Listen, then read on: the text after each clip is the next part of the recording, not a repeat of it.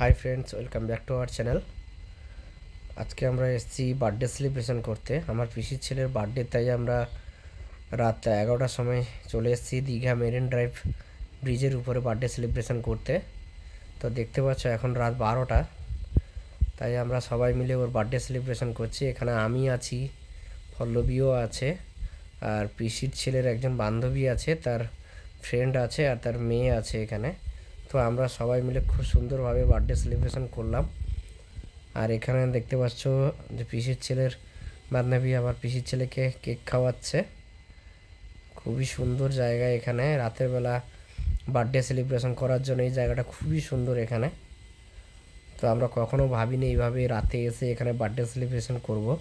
তো হঠাৎই আমাদের মনোভাব হলো যে চলো আমরা আজকে মেরিন ড্রাইভে গিয়ে বার্থডে সেলিব্রেশন করব। তাই আমরা সবাই মিলে বেরিয়ে পড়লাম বার্থডে সেলিব্রেশন করতে।